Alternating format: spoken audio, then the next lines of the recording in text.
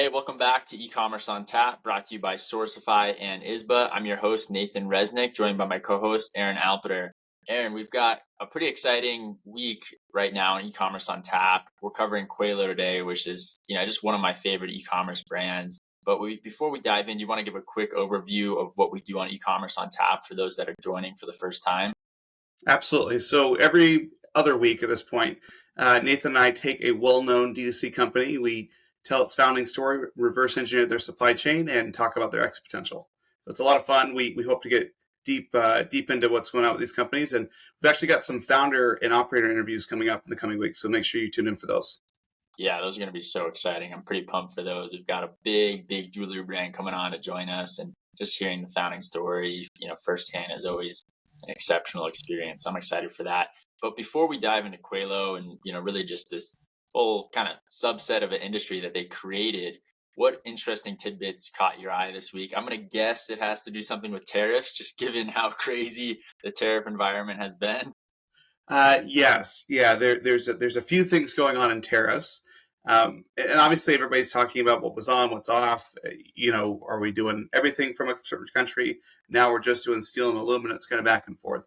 And as I look forward, I think that the next important date is going to be April 1st, and that's honestly when a lot of people thought that we were going to start this tariff war, because that's the date that the U.S. agencies are due to report back to the White House on the causes and remedies of the country's trade deficit and any national security implications they have.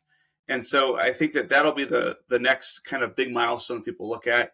Just to throw out some numbers for you, Nathan, Chinese exports to the U.S. have exceeded imports by $360 billion in 2024.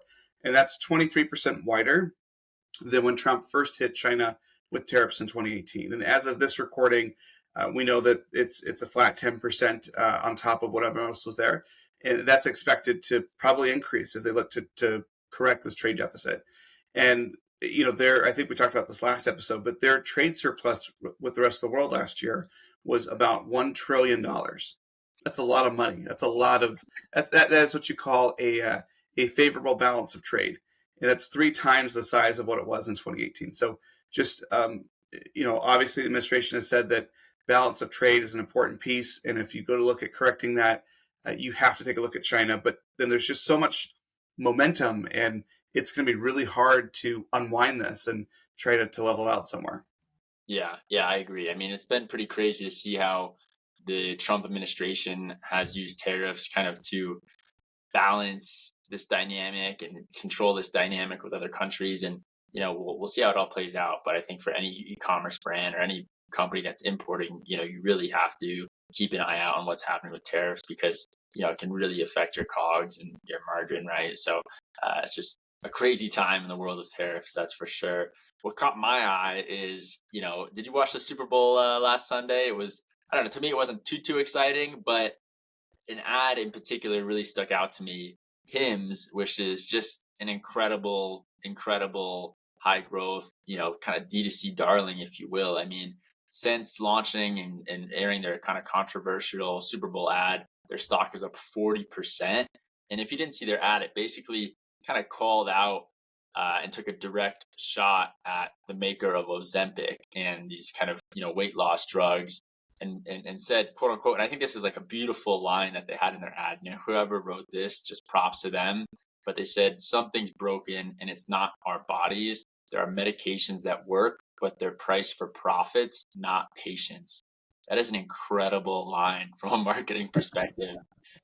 In Hims, a lot of their growth has stemmed from basically kind of creating a white labeled, Ozempic of their own, and they've just been growing tremendously fast. I mean, I think it's, probably the biggest kind of D2C type of company out there, and they're doing just so well. So I thought it was fascinating to see, number one, them like leaning into like taking a shot at a big competitor that has an even bigger market cap than they do. And number two, I mean, I just was impressed by the ad. It's I think it really made people question, why are we paying so much money for a lot of these pharmaceuticals? And I think in essence that was kind of their ethos when they were founded. Yeah, that was an interesting ad for sure. I actually got to watch the Super Bowl on the 83rd floor of the Fontainebleau Casino. I was at a watch party at Manifest, and so it was. I think I didn't pay as much attention to the commercials or the game. The game was very boring, but definitely enjoyed my view. Yeah, there you go. I mean, that's a great place to watch, that's for sure. So as we dive in here to the Qualo story, I'm curious. What came to mind here for me was my high necklace that I've been wearing since I was 13, right? Because to me, it's almost something that's like too nice that I would like get very distraught if I ever lost it or damaged it. And I'm curious what stands out to you when you think about, is there something too nice that you'd be very upset if you lost it or it got damaged? Yeah, it's a great question. I have tried really hard over the last 5 or 10 years to not have nice things. Or, in other words, I don't want things that this probably comes with having kids, but I don't want anything that, like, if it does get damaged or ruined, I get upset about. But that doesn't mean I don't have those things. And so I remember when I first got married, I had a wedding ring on, and it was, we were on our honeymoon. I think it was like day two. We were going for a hike, and we were walking through like a creek, and I slipped and fell on some rocks, and I scuffed up my brand new gold wedding ring, and I was pretty upset about that. I remember just like just kind of yelling in frustration, and that's something where it's like it's definitely something you want to keep nice, but certainly was very upset that I got messed up. Yeah, I mean, and that's kind of where the founding story of Qualo starts in some sense, and it's just, I mean, to me, it resonates so much, and I think to so many men that are active and not wanting to be scared of kind of expensive jewelry, right? I mean, it's pretty crazy to think about. Yeah, and it's pretty universal. I mean, one of our team members, as we were working on this episode, talked about their father, who was a surgeon, who would always have to take his ring off to do surgery, and he was obviously focused on the surgery that he was doing, and he'd forget to put his wedding ring back on, and his his mom, the surgeon's wife, was always very upset when he would come home without a wedding ring, and so he kept buying these things over and over again because he wanted to stay married. And so yeah, it's a big deal for sure. Yeah, yeah, no, I mean, I think it's so applicable in so many ways, right? And as we dive into the story of Quelo, you'll see, when they were first starting, they were resonating with firefighters, people in the military. I mean, just so many different professionals that worry about, their wedding rings or aren't able to wear their wedding rings when they're doing what they're, supposed to be doing. And, what really resonated here too is so far this season, we've covered a lot of different, approaches to traditional jewelry, to, lab grown diamonds, all sorts of different D2C brands that have, came to play in this market. And I mean, to me, Quelo is like, it's jewelry, but it's not, right? Because it's really just silicone, a special type of silicone that they've, now patented. And it's, so different than like the roots of jewelry, where like in ancient Egypt, they started the practice of using wedding bands to show that you're married. And the Romans then made it popular for these rings to be made mostly of metal and gold. So, I mean, this is just completely different than the roots of jewelry, right? Yeah, it's almost the anti-jewelry band. It's about taking something where we're going to identify and embrace the symbolic nature of what jewelry is, but we're not going to use traditional materials. And so that's kind of why we want to tell this story today is to kind of put an edge out there and say that there's no one definition of jewelry anymore. People are really leaning into this piece. But how did the founders get this idea to begin with? Yeah, yeah. So Quayla was started by Ted Baker and Casey Holliday. They both met while working at a restaurant in Beverly Hills, California. They had both been recently married, and they were kind of, struggling with different day-to-day activities while wearing their wedding rings, right? So Casey would suffer minor injuries while playing golf or weightlifting with, a traditional wedding ring, and he'd kind of get like blisters due to his ring, and that oftentimes just resulted in him not wearing a ring at all. And this kind of eventually would turn into a water cooler conversation that would spark the research for this idea. And Ted was quoted saying, we had lifestyles that didn't take jewelry, most importantly our wedding bands, into consideration. And, they come home, their wedding, ring wouldn't be on and their wives would be upset, right? And so Qualo, really started with this ethos of, how do you combine an active lifestyle while still, having a piece on your finger that represents your commitment to your marriage, like a traditional wedding ring would, right? And so Qualo actually stands for quality, athletics, love, and outdoors. And it's just, I mean, it's a fascinating way in terms of how they got started, right? Because it's not like they went out and hired a bunch of consultants and said, will this work? They really took a more bootstrapped approach. Yeah, so talk to me a little bit more about that. Was this like a traditional raise a bunch of money, had an insight, and then that's how they founded their company? Yeah, I mean, so for starters, they really didn't know much about business or e-commerce, right?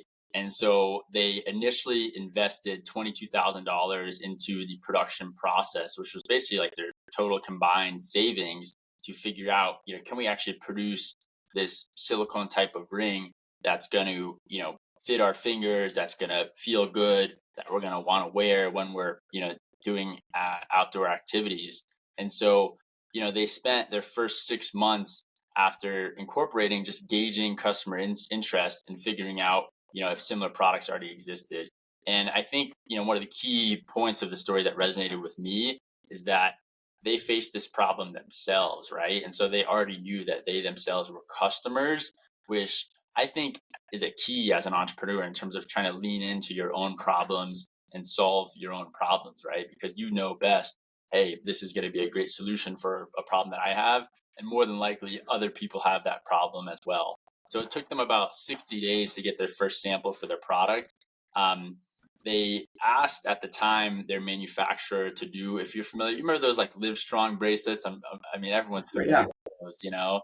And so they asked their manufacturer at the time to basically do like rings that were similar to these silicone wristbands that were so popular and trending at the time.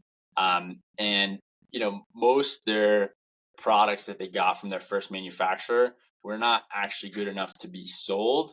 And it kind of turned into them gifting a lot, which I think sparked kind of that early growth, because people would see, someone wearing this silicone ring that, wasn't necessarily to the quality standards that they have today, but it would spark a conversation, right?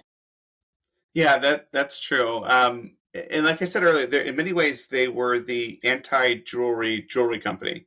And when they started out, they didn't have regular ring sizes. They had small, medium, and large. Which looking back now, you're like, oh my goodness, that's I don't know how that would have worked, but they wanted to make space for themselves in the jewelry industry with a product that was extremely cheap. That was really kind of the key thing, and it was against the ethos of wearing jewelry in the first place.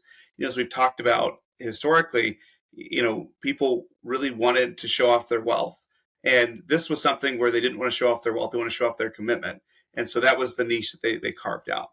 And as you mentioned, they started out by finding others with active lifestyles, firefighters, sports figures. They did a lot of gifting to members of the military.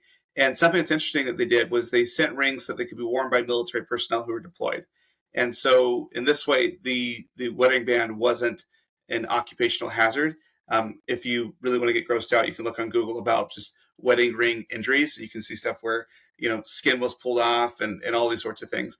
And so this was really important because when you're deployed, you long for home, right? And being able to look down and to see that reminder of your spouse and the promises you made can get you through there. And so that was something that was really important. And in many cases, this was a callback to how wedding bands became family heirlooms in World War II for this very reason.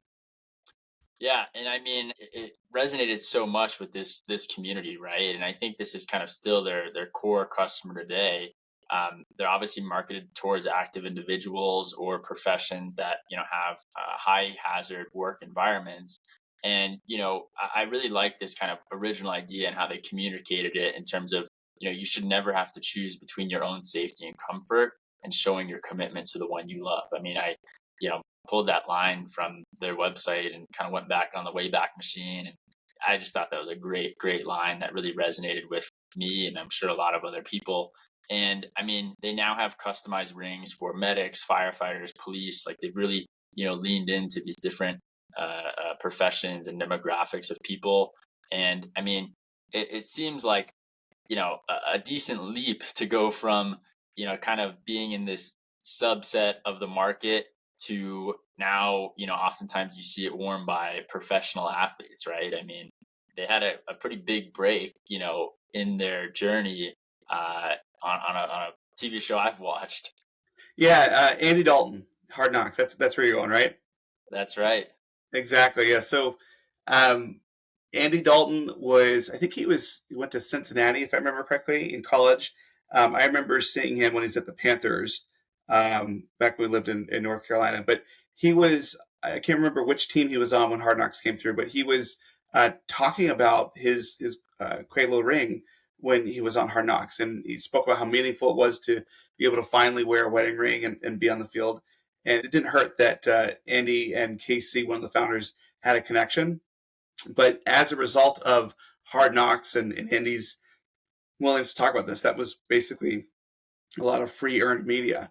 And these products have grown to be used by several A-list celebrities like LeBron James, Steph Curry, Bryce Harper, pro surfer Shane Dorian, and Jason Aldean. And so this is something that has really resonated with people, where they've found a way for people to be proud of being married while wearing something functional instead of risking their fingers. And so it was really kind of you couldn't ask for anything better to be able to have this cohort of people who are actively using your product, in some cases vocally endorsing it to members of the media. And it was great. Yeah, and I mean, like you said, I think it just really resonated with anyone that plays a sport or lives an active lifestyle. And I mean, it seems like kind of crazy because jewelry, like, traditionally has been such an expensive category. And this here we have a very affordable, highly functional piece of jewelry.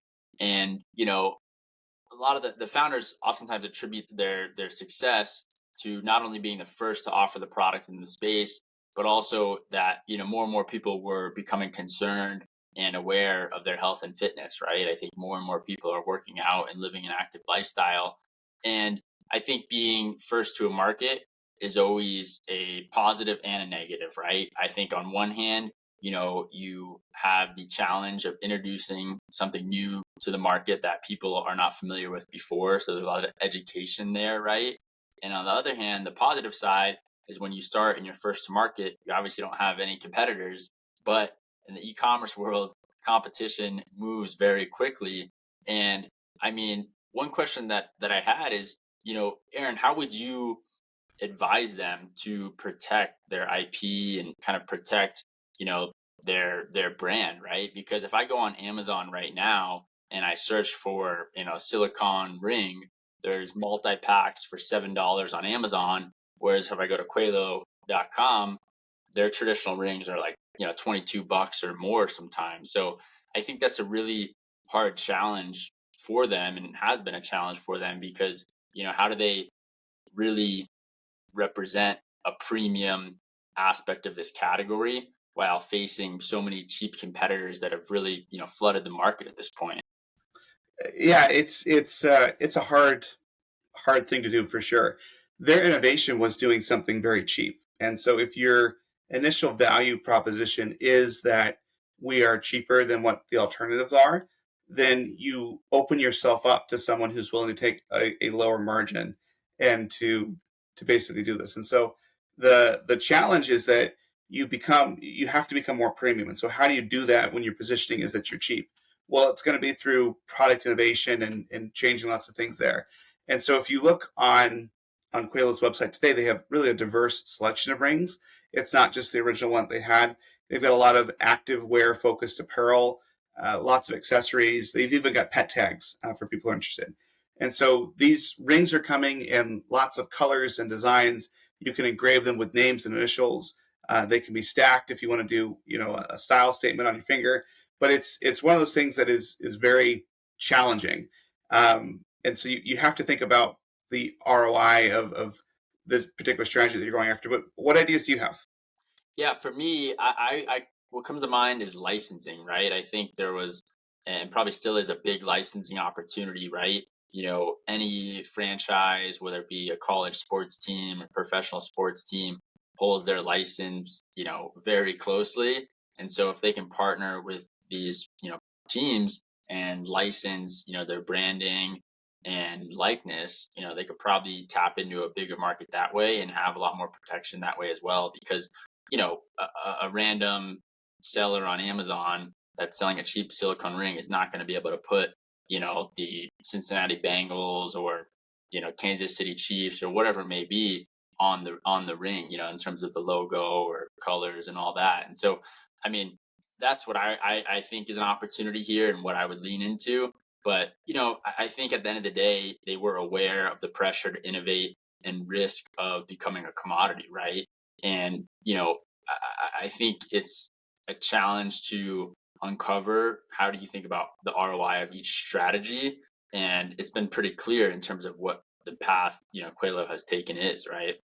Yeah, just last month in January 2025, they announced the release of a health tracking ring. So I think it's QRNT, current. I don't know if that's how you say it or not. That's how I'm going to say it.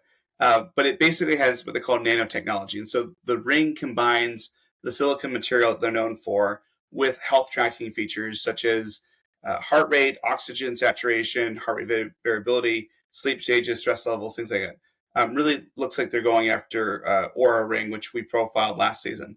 The measurements are accessible via a free app without a subscription cost. Again, going after Aura, which requires, I think, a $5 or $6 subscription a month.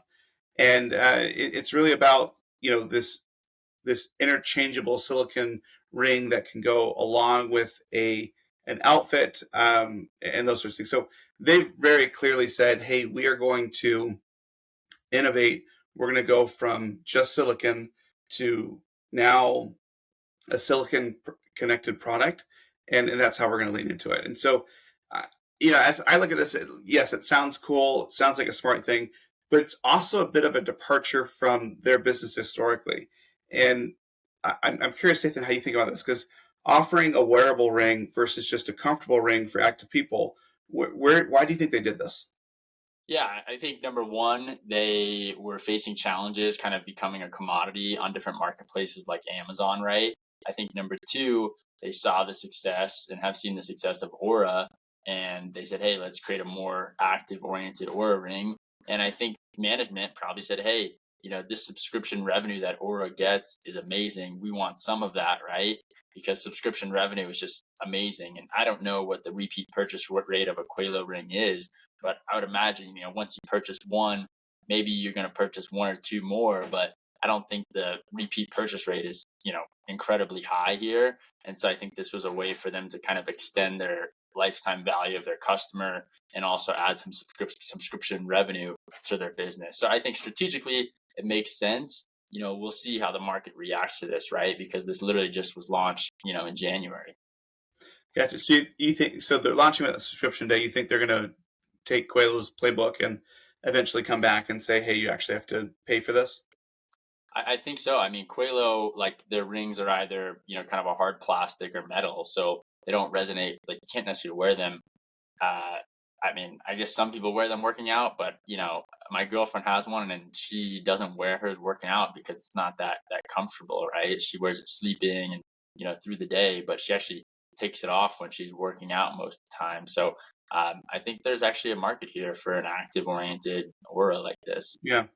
I guess the question is would it have been easier for Aura to make a silicon ring or for Qalo to make a smart ring, right? Like that's kind of the challenge. Is Yeah, I mean, in my opinion, it's probably much easier for Aura to make a more active-oriented ring out of silicone, just because they have a great app, a great community. I think that would resonate a lot. I mean, I think they should do that. Honestly, we should probably pitch Aura that idea. Honestly, but hey, we got to support Qualo here too, and I think they're going to have a lot of success with their active community with this as well. So, I mean, look, how many men in the world wear rings, right? Probably, I don't know how much of society is married, but I would guess at least, 30 to 50% or even more.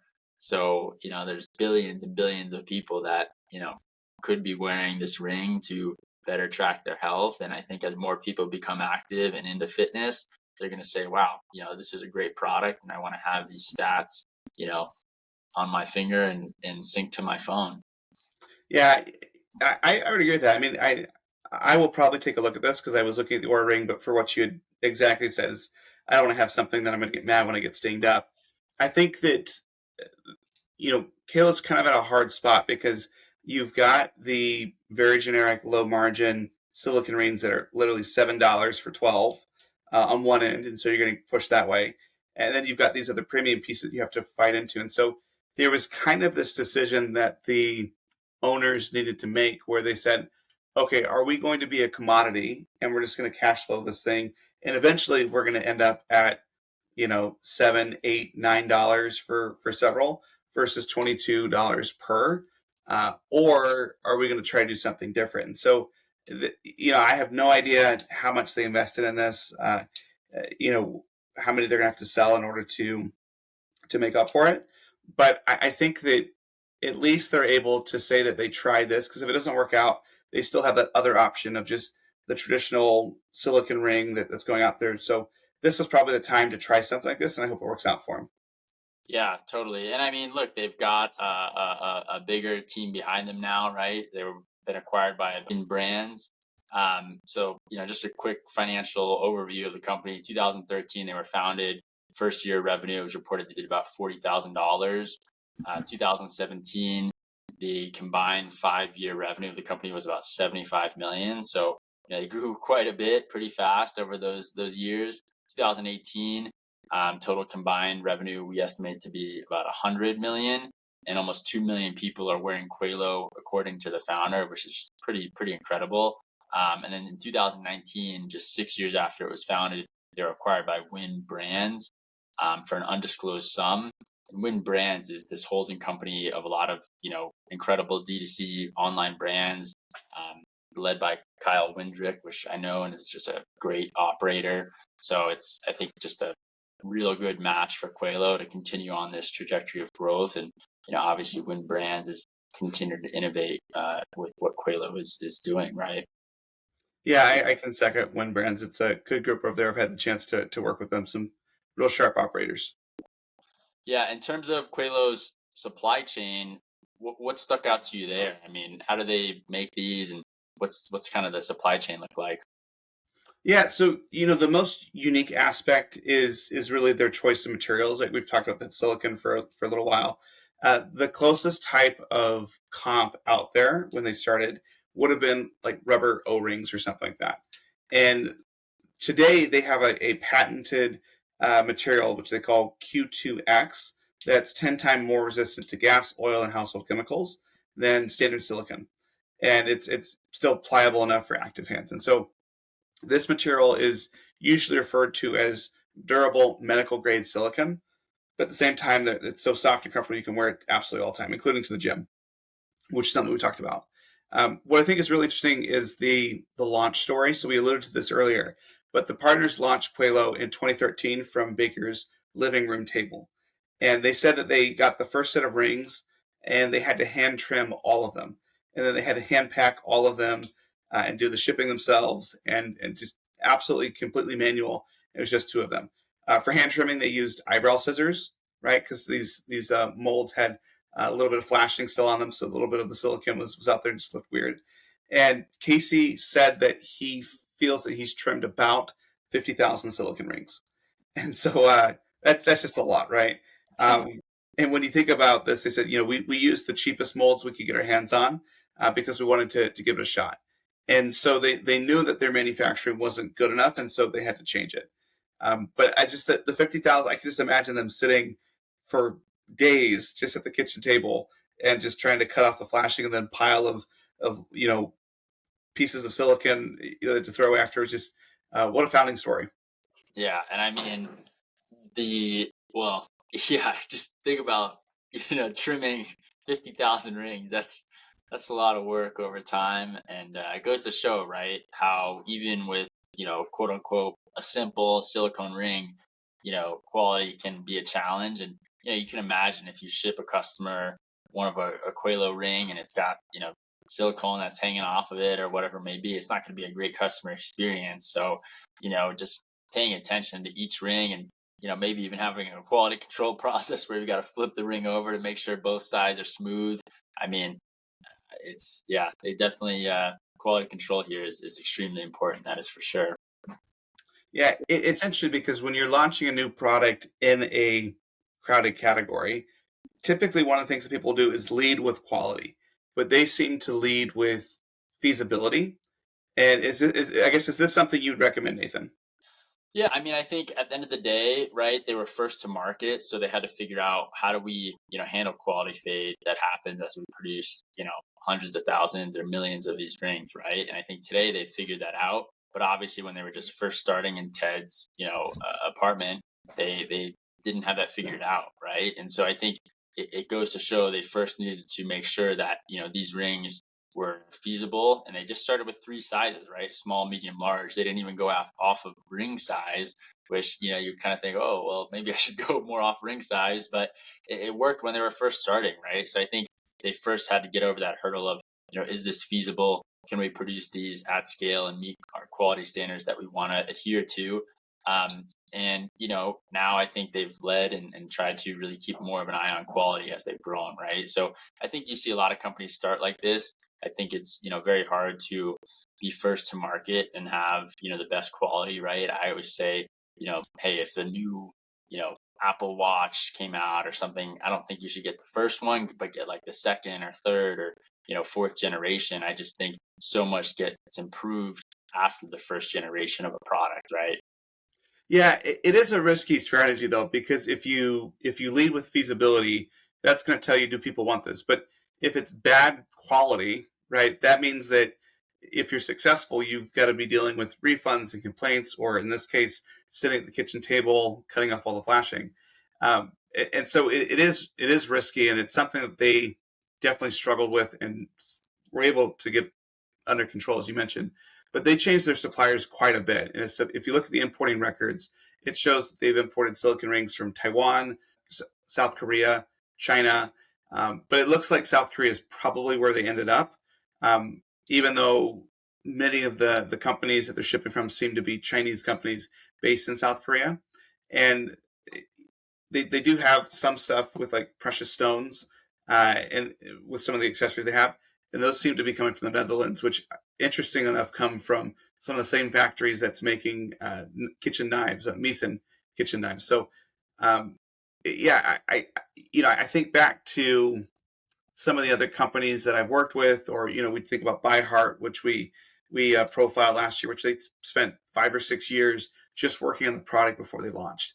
And granted, like, they're in a much higher regulated environment, so it was going to be difficult to come in and break in anyways. But uh, I personally probably wouldn't be comfortable with saying, let's just go with feasibility, because people are going to buy jewelry, and there are other ways to back into that. You can run ads and just see, like, are people interested in a silicon ring? And if the answer is yes, and the CAC is basically free, you've got something there, and then you've got to go out and fix it. But this is, again, give them the benefit of the doubt. This was 2013.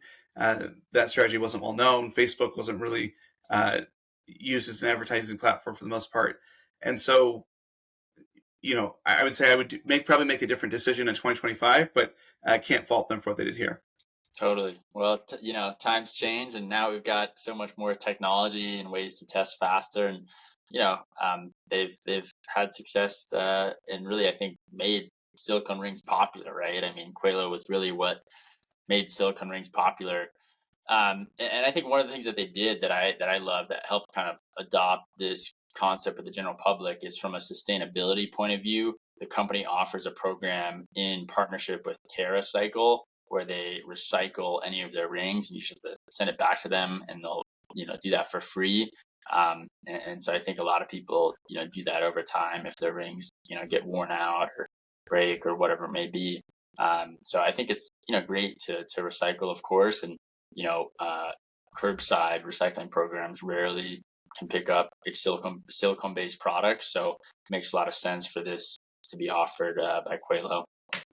Absolutely. And I can tell you, as a proud silicon ring wearer, these things do wear out a little bit, but then you don't quite know what to do. But it's certainly made my life a lot easier. There we go. Well, so the company was acquired in 2019 by Win Brand Groups. What stuck out to you through that exit, right? And where do you think this is going? And let's also talk about kind of these aggregators a bit as well. Yeah. So the aggregator business is an interesting one because typically when brands exit to aggregators, they are relatively small. You don't see too many 100 million, $200 million brands exiting to an aggregator. So this would suggest that it was a smaller acquisition, and it could have been smaller because the revenue was smaller or the profit margin or things like that. But typically, an aggregator exit is for a smaller brand with limited upside. You're looking to basically take a lot of the back office work or cost out of the product. And so what's nice about this model with Win Brand Groups is that they've got a finance team, a supply chain team, a marketing team that can tap into. And you may have some people, especially on the marketing side, that are a little bit more dedicated to just Qalo, but all the other stuff can be operationalized and can be managed that way. And so um, I think that this one in particular is an interesting acquisition. But I guess how do you view brands and joining aggregators? Like, why would someone want to join an aggregator? Yeah, I mean, I think so. In 2019, this was before kind of the Amazon FBA aggregator hype cycle, right? So I think 2019, Win Brand Groups kind of had a more original strategy, right? It was founded in 2017 by Kyle Windrick and Taylor Sincard. So Kyle comes from a background at Birch Creative Capital. Taylor was at Shopify for a while, and so they combined forces basically to acquire and build a roster of these digitally native D2C brands and try to help them scale, right?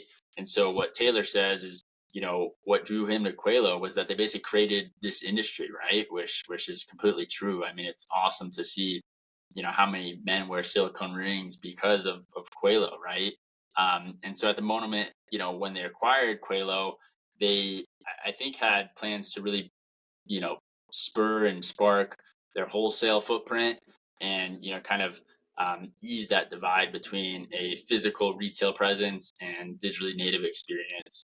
And so I think they've done a lot of that. They've also, I know, expanded quite a bit internationally. And so I think, in general, it made sense for Win Brands to make this acquisition because they had a platform to, really help boost growth both through retail and internationally, which it sounds like they leaned into. So, I mean, this it wasn't obviously, $1 billion outcome. We don't know, how big an outcome this was for Quelo, but, I think they did pretty well for themselves. And, Quelo's continued to grow, right? Yeah, you're absolutely right. And so I think it was a good acquisition. We could kind of read the tea leaves a little bit. There was an announcement that Assembled Brands, which is a uh, debt provider for a lot of D2C companies, they partnered with Win Brands to provide $4 million to a credit facility uh, to help them do the majority purchase of Quayla. And so, um, I'm sure Win Brands had some dollars as well. They may have used that entire credit facility, just a portion of it, but this was probably like I guess 7, 8, 9, $10 million outcome for the founders, which is great. This is a great example of kind of a business coming in, shaking up the industry around jewelry. Right, this was the anti-jewelry company. They said we're going to go after something that is really sentimental. We're going to do it the cheapest way possible, and I think that they never started this thinking that this was going to be $1 billion company. That's not why you start a silicon ring company. But I mean, to have this sort of exit on something that was solving their problem and really started to shape this industry and change these sorts of things, I think is a positive outcome for everybody. So Nathan, what are the big takeaways that you have from Qualo? Is this something that you would recommend more people do or learn from, or is it more of a cautionary tale for you?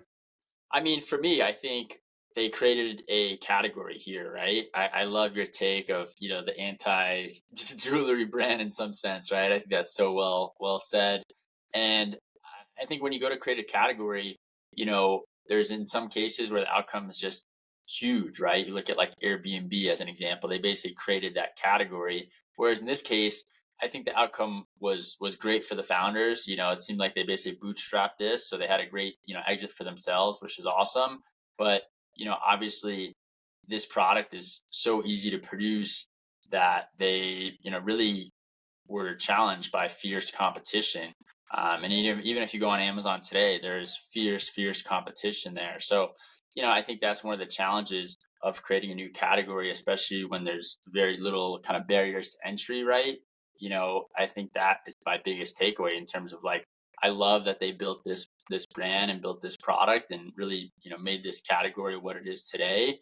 But, you know, it goes to show the challenges of creating a category where there are such low barriers to entry.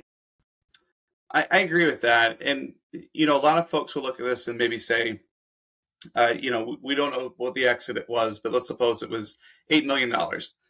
Some people might look at it like, oh wow, that's not great. That's pretty small. But the fact that they owned 100% of it is an awesome outcome. I mean, how many founders do we know that sold their business for 100 million or 200 million dollars and walked away with less than that? And so I think this comes down to being really capital efficient. And I know I'd be thrilled if someone offered me that amount of money for something I owned 100% of. And so I think this is a great lesson in knowing when to raise venture capital, right? And we don't know if they tried and they couldn't do it, but knowing that they could be capital efficient here and they could own most of it and they could control what kind of outcome they wanted. Had they raised $10 million, they would have been forced to keep doing this and pushing and maybe there'd been a growth at all costs sort of thing. And, it could have been much more difficult, but I think you're right. The category creation piece, there's not many people who get to say they did that. Totally. I love this story. This has been an awesome episode of E-commerce on Tap, brought to you by Sourcify and Isba.